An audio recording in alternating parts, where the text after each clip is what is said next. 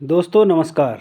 स्वागत है आपका हमारे YouTube channel sub staff to clerk promotion bankers way में।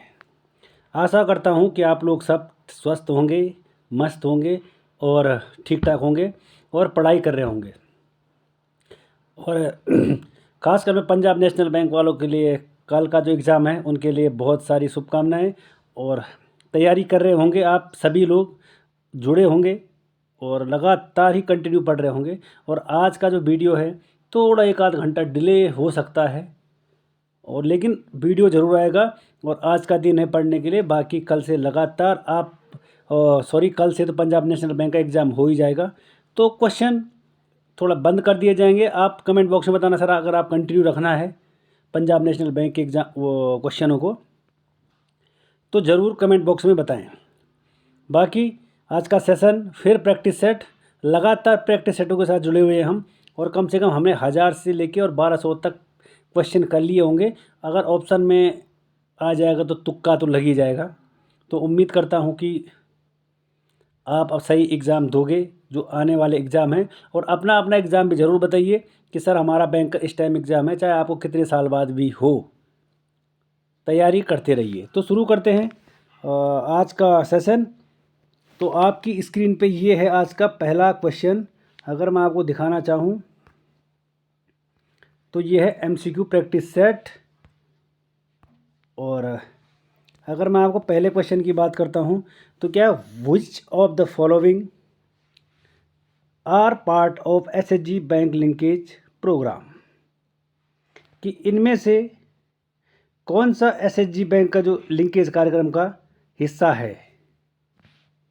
आपने ये पहला ऑप्शन है कोऑपरेटिव बैंक, दूसरा है कॉमर्शियल बैंक, तीसरा है ऑल अबव या आरआरबी। तो इसका जो लिंकेज का जो कार्यक्रम है एसएचजी का मतलब होता है सेल्फ हेल्प ग्रुप। तो ये किस कार्यक्रम का हिस्सा है? तो ये जो सेल्फ हेल्प ग्रुप है ये ऑप्शन नंबर सी इसका राइट आंसर है। कोऑपरेटिव बैंक भी इसका हिस्सा होता है और कॉमर्शियल बैंक भी इसके हिस्से होते हैं। आरआरबी और जितने भी बैंक हैं सब इसका हिस्सा होते हैं। ठीक है भाई साथियों, नेक्स्ट क्वेश्चन है in SHG most of the decision regarding saving and loan activities are taken by. अगर एसएचजी में सेल्फ हेल्प ग्रुप में बचत और ऋण गतिविधियों से संबंधित अधिकांश निर्णय होते हैं वो किसके द्वारा लिए जाते हैं?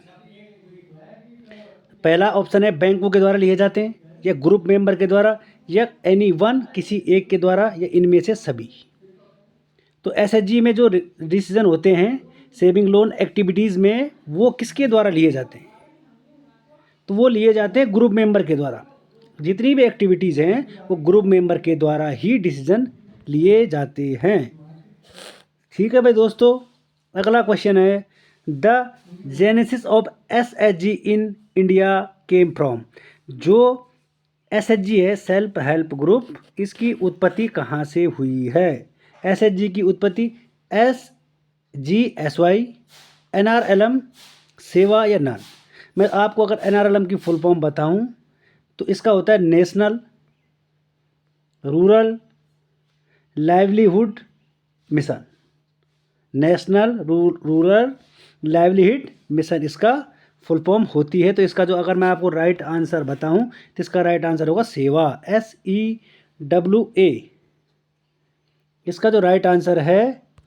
अगर मैं आपको सेवा की अगर फुल फॉर्म बताऊं, NRLM की मैंने आपको बता दिया। अगर मैं इसका आंसर है सेवा। सेवा की फुल फॉर्म होती है self employed women associations.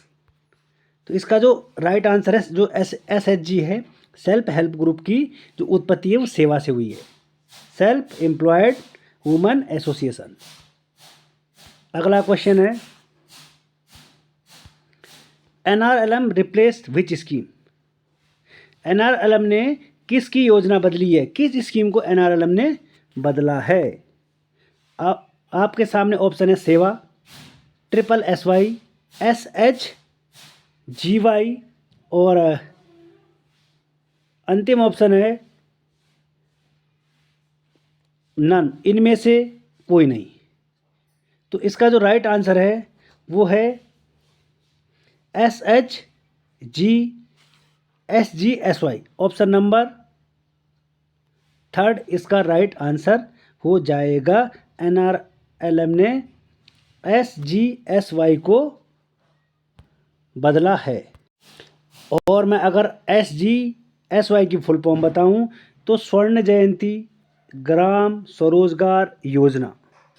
NRLM ने इसको बदला है, स्वर्ण जयंती ग्राम स्वरोजगार योजना को बदला है NRLM ने, national rural livelihood mission. Next,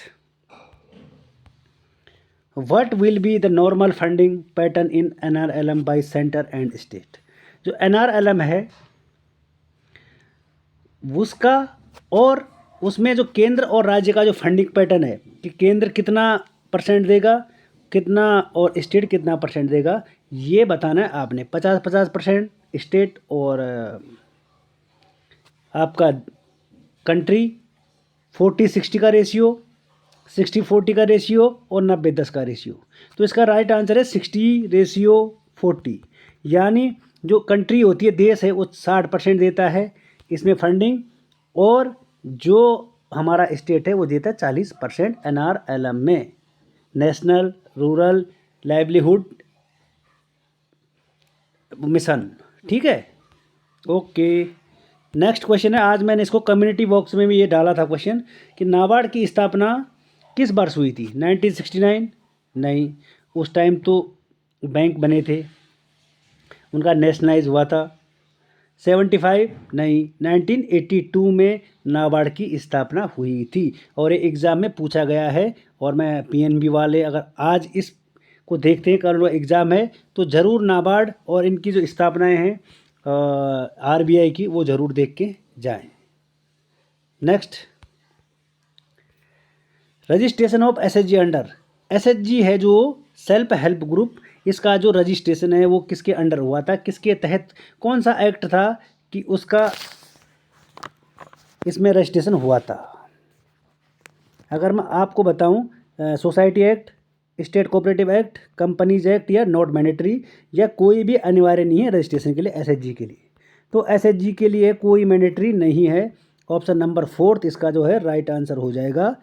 तो SHG के लिए कोई भी मैंडेटरी नहीं है। नेक्स्ट क्वेश्चन ये है आपके स्क्रीन पे, विच इज़ नॉट SHG पंचसूत्रा। सेल्फ हेल्प ग्रुप में 5 सूत्र होते हैं, पंचसूत्रा में इनमें से कौन नहीं है। Regular meeting, regular saving, no internet lending, कोई इंटरनेट उधार नहीं, या बुकिंग कीपिंग। तो इसमें से नो इंटरनेट जो लैंडिंग है, ऑप्शन नंबर 3 इसका राइट आंसर होगा। कि जो SHG का पंचसूत्र है ना, उसमें कोई इंटरनेट उधार नहीं, नो इंटरनेट लैंडिंग नहीं है पंचसूत्र में। रेगुलर बैट मीटिंग है और रेगुलर मीटिंग। ठीक है भाई साथियों, तो इसका जो राइट आंसर हो जाएगा वो हो जाएगा नो इंटरनेट लैंडिंग। इसमें होता है पंचसूत्र में नियमित मीटिंग, रेगुलर मीटिंग और बुकिंग कीपिंग, लेन देन की वापसी कराना भी इसका एक पंचसूत्र में आता है। नेक्स्ट क्वेश्चन है, what will be the strength of SHG member in hilly area. जो सेल्फ हेल्प ग्रुप है, अगर आप हिली एरिया में चले जाओगे, पहाड़ी एरिया में चले जाओगे, तो वहाँ पे जो मेंबरों की संख्या है, वहाँ पर जो स्टाफ की संख्या है वो कितनी रहेगी। अगर मैं आपको हिली एरिया की बात बताऊं तो हिली एरिया में जो स्ट्रेंथ है वो रहती है 5 से 10। ऑप्शन नंबर 3 5 से लेके 10 तक। Next,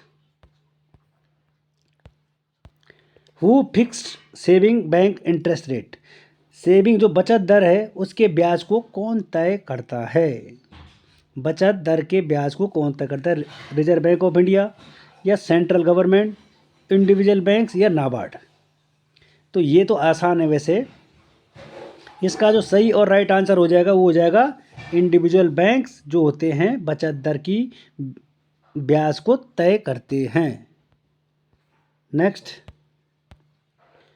what is the maximum balance that can be kept in saving account. बचत खाते में अधिकतम कितना बैलेंस रखा जा सकता है। बचत खाते में जो आपका सेविंग अकाउंट है उसमें मैक्सिमम कितना रख सकते हैं। 10 लाख, 25 लाख, 30 लाख या कोई लिमिट नहीं। तो आपका अगर जो बचत खाता है उसकी कोई लिमिट नहीं, आप करोड़ रुपए भी रख सकते हो बचत खाते में। अगर आपको सेशन पसंद आए तो चैनल को लाइक, शेयर और सब्सक्राइब ज़रूर करें, ताकि खैर पीएनबी वालों का तो कल एग्ज़ाम हो जाएगा, लेकिन बाकी बैंकों की बात कर रहा हूँ मैं। और जिन भाइयों के लिए भी टाइम है वो ज़रूर सब स्टाफ टू क्लर्क के लिए ज़रूर देखें। आपका कमेंट और आपके जोश को देखते हुए मेरे को बहुत अच्छा लगता है कि मैं आप लोगों के लिए प्रैक्टिस सेट लगातार लेके आऊँ, लेकिन कभी लेट हो जाता है, गलती हो जाती तो उसके लिए माफ़ी चाहते हैं हम। Next, what is the minimum interest payable in saving account. Saving account में सबसे न्यूनतम, सबसे कम जो ब्याज है वो कितना है। 50 पैसे, 5 रुपये, 1 रुपये या 100 रुपये। तो ये तो शायद दोबारा रिपीटेड क्वेश्चन है ये, तो इसका जो राइट आंसर है वो है 1 रुपये है। कि जो सेविंग अकाउंट है उसका जो न्यूनतम ब्याज है वो हो जाएगा 1 रुपया। अगर स्पीड हो रहा हो तो कमेंट बॉक्स में भी ज़रूर बताएं। और अगर आपको हमारे कम्युनिटी जो बॉक्स है उसमें जो क्वेश्चन हम डालते हैं अगर आपको अच्छे लगते हैं तो ज़रूर बताएं कि सर और भी डाला करो, ताकि क्योंकि आंसर उसमें आपको मिल जाता है। ठीक है। और अगर आपको मेरी मेहनत अच्छी लगे तो चैनल को, क्योंकि इसमें बहुत टाइम लगता है क्वेश्चन बनाना और फिर उसको एडिट करना, फिर हो जाता है, आप सब जानते हैं, सब आप लोग पढ़े लिखे हैं वैसे, ये आशा करता हूँ मैं। और चैनल को ज़्यादा से ज़्यादा शेयर और लाइक करें। Next, how many nominees are allowed in saving account है, इसमें कितने नॉमिनी ऑथराइज हैं, कितने नॉमिनी अलाउड हैं सेविंग अकाउंट में। 2, 3, 1 और सॉरी यहाँ पर रुपये आ गया, पैसे आ गया, ये गलत हो गया। 2 है क्या, 3 या 1 या इनमें से कोई नहीं, थोड़ा गलत टाइप हो गया है। तो सेविंग अकाउंट में केवल एक ही नॉमिनी अलाउड है। ऑप्शन नंबर 3 इसका राइट आंसर हो जाएगा। अगला है question number, in saving account the interest is calculate. जो बचत खाता है उसका जो ब्याज होता है उसकी जो कैलकुलेशन, उसकी गणना कैसे की जाती है।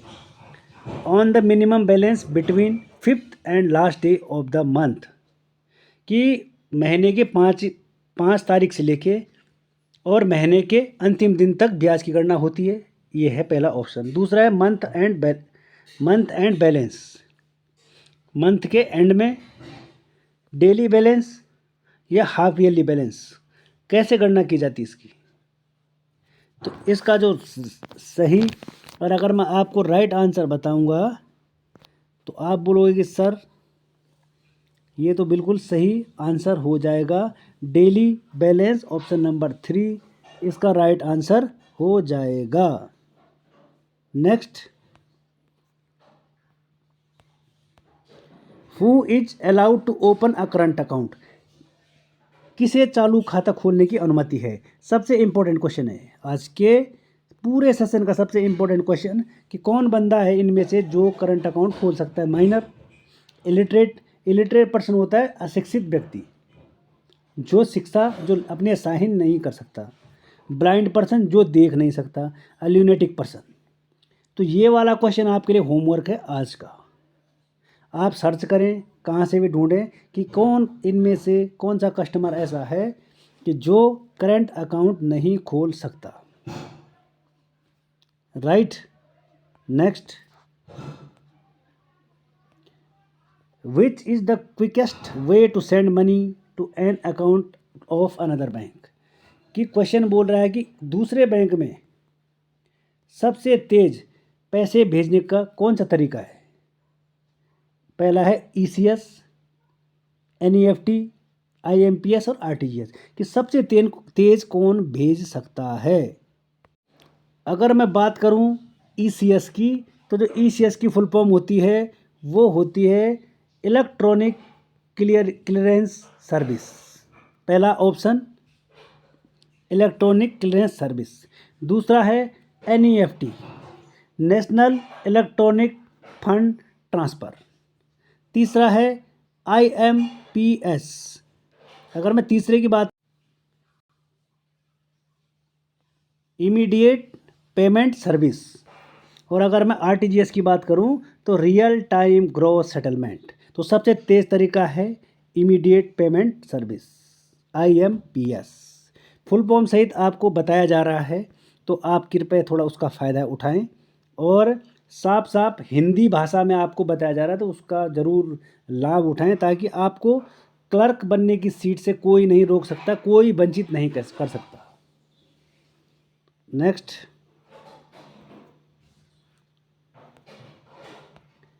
Cash deposit of more than rupees requires compulsory coating of pan number, कि अगर आपने कितने रुपए जमा कराने हैं कि उस पर पैन नंबर लगेगा, पैन कार्ड लगता है। बोलते हैं अगर आप बैंक में जाते हो, खैर आप तो बैंक वाले हो, अगर कोई आपके बैंक में आता है और वो 50,000 रुपये जमा कराता है तो आप लोग बोलते हो पैन कार्ड लेके आओ भाई, क्योंकि पैन कार्ड इसके लिए कंपलसरी है। तो कितने रुपए तक के लिए पैन कार्ड ज़रूरी है?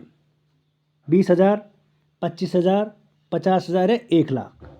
तो अगर आप 50,000 रुपये से ज़्यादा डिपॉजिट करवा रहे हैं तो आपको पैन कार्ड की रिक्वायरमेंट होगी। पेपर में आने वाला क्वेश्चन है, ध्यान से देखें और ध्यान से नोट करें। अगला क्वेश्चन है, मैक्सिमम ATM कैश विड्रॉल इन wonder debit card per day. अगर आपके पास डेबिट कार्ड है तो आप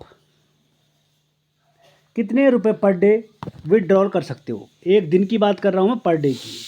5,000 रुपये, 50,000 रुपये, 40,000 रुपये या 1,00,000 रुपये। अगर मैं ATM विड्रॉल की बात करूं तो आप 40,000 रुपये एक दिन में विड्रॉल कर सकते हो। ठीक है भाई। Next, full form of HSS, house safe saving account, home smooth saving account, home saving safe account या होम स्टेटस सेविंग अकाउंट। तो जो HSS है इसकी फुल फॉर्म होती है home saving safe account. Option number 3 is right answer. अगर आपने अपना एनालाइज करना है तो आप वीडियो को पॉज करें और अपना आंसर पहले टिक करें पढ़ने के बाद। तो मैं समझता हूं कि आपके दिमाग में बहुत जल्दी बैठेगा और सुन के बहुत जल्दी चीज़ें याद हो जाती है। तो आप सुन के, और अगर आप बैंक में फ़िलहाल हैं, आज तो छुट्टी होगी, लेकिन है तो आप ईयरफोन और ईयरबड्स लगा के भी आप वीडियो को देख सकते हैं। अगला क्वेश्चन है, bank page interest in saving account. जो बैंक होता है वो सेविंग अकाउंट पर ब्याज कैसे देता है? सालाना देता है, या मंथली देता है, या क्वार्टरली देता है, या हाफ ईयरली देता है? ये क्वेश्चन काफ़ी बार मैंने भी अपने MCQ में दे दिया है, और शायद आप लोगों को आता भी होगा कि बैंक का है जो वो इंटरेस्ट कैसे देता है। तो जो इसका करेक्ट आंसर है वो होता है क्वार्टरली।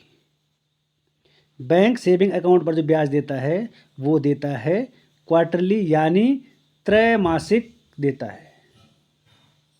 राइट।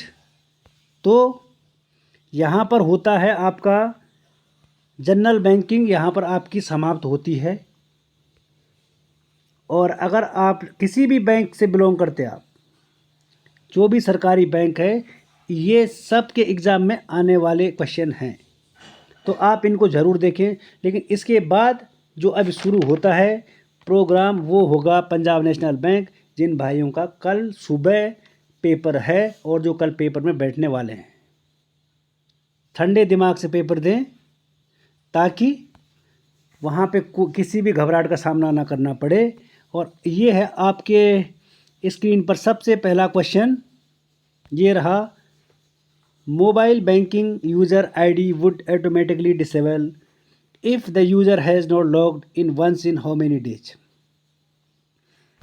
अगर मोबाइल बैंकिंग यूज़ कर रहा है कोई कस्टमर और उसका जो आईडी है ऑटोमेटिकली डिसेबल हो जाती है, तो कितने दिन तक उसकी ID user not logged in once in how many days, कितने दिन तक वो यूज़ नहीं कर सकता है इस आईडी को। तो आपने बताना है इसको कितने दिन तक नहीं कर सकता है वो यूज। केवल पंजाब नेशनल बैंक के लिए ही ये क्वेश्चन है। और ये रहे ऑप्शन आपकी स्क्रीन पे 60 डेज, 90 डेज, 180 डेज और 360 डेज। तो ये हो जाएगा आपका 180 डेज, 180 दिन तक। अगर इसमें कोई करेक्शन है, कोई ऊपर नीचे है, कोई चेंजमेंट आ गया हो नया, तो आप कमेंट सेक्शन में ज़रूर लिखें कि सर इसका चेंजमेंट हो चुका है। नेक्स्ट, मेनू ऑफ लॉक्ड की, जो लॉकर होता है, यहाँ पर लॉकर है, जो लॉकर की है उसके लिए कौन सा मेनू ऑप्शन होगा। पहला ऑप्शन है HLKRLM, HLKCHM, HLKKM और लास्ट में है HLKRCM। खैर आप लोगों को ये याद हो चुका होगा, लेकिन मैं इसलिए दोबारा रिपीट कर रहा हूँ ताकि आप लोग के टच में रहे। तो इसका आंसर है HLKKM, लॉकर की का जो मेनू ऑप्शन है HLKKM। Next, card issued in किसान क्रेडिट कार्ड, जो किसानों के लिए जो क्रेडिट कार्ड इशू होता है वो कौन सा होता है। मास्टर कार्ड, वीज़ा कार्ड, रुपए कार्ड, या ये सभी उसके लिए इशू होते हैं ऑल अबाउट। तो इसका जो राइट आंसर है वो होता है रुपए कार्ड।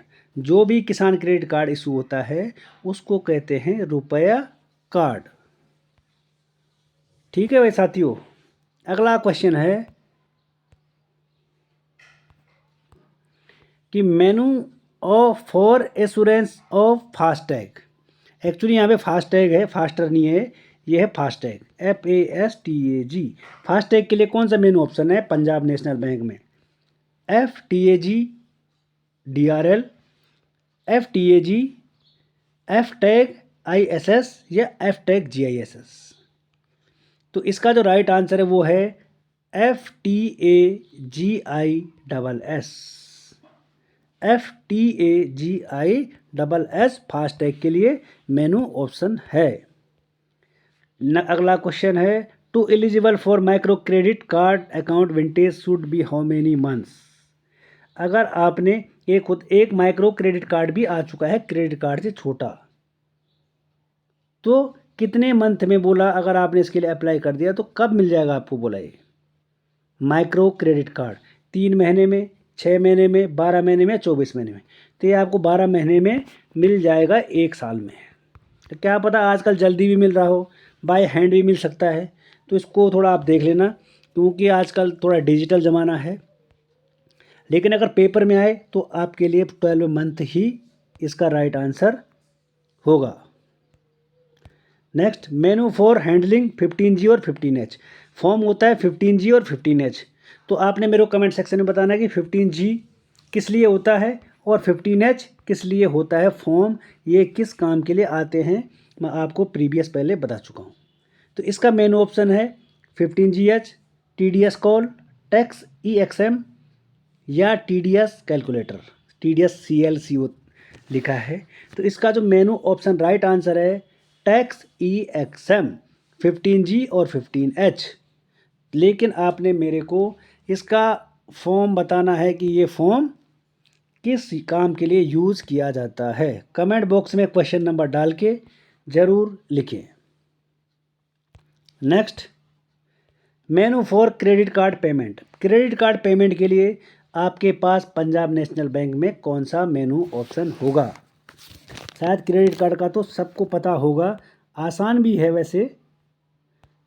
पहला ऑप्शन है P कैश डिपॉजिट। यहाँ पे लिखा है, देखो अगर आप फुल फॉर्म ऐसे पढ़ना चाहते हो P कैश डिपॉजिट, ये तो है नहीं क्योंकि ये तो डिपॉजिट कैश डिपॉजिट हो रहा है। अगला है HLS पे, लास्ट में है CC पे, यानी CC मीन्स होता है क्रेडिट कार्ड पेमेंट, क्योंकि ऑप्शन वही, क्वेश्चन वही पूछ रहा है, तो इसका मतलब क्वेश्चन आंसर हो जाएगा सीसी पे,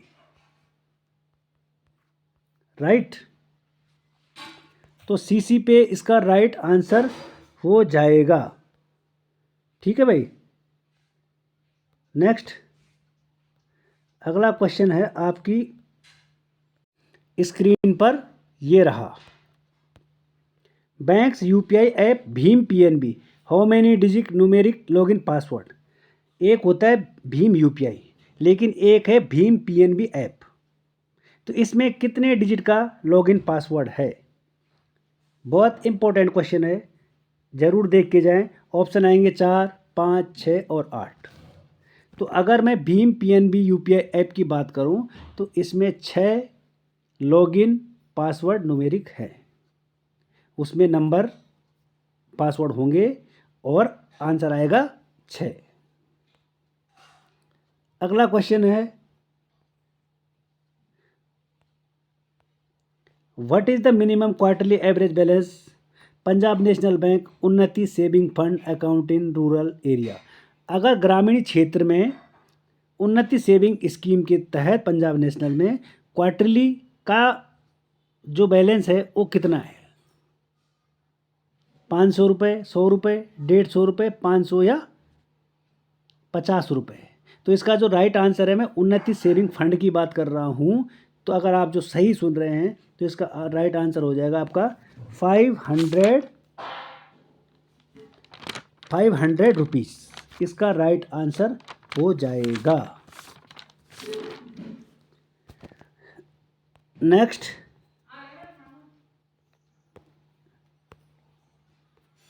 अगला क्वेश्चन है,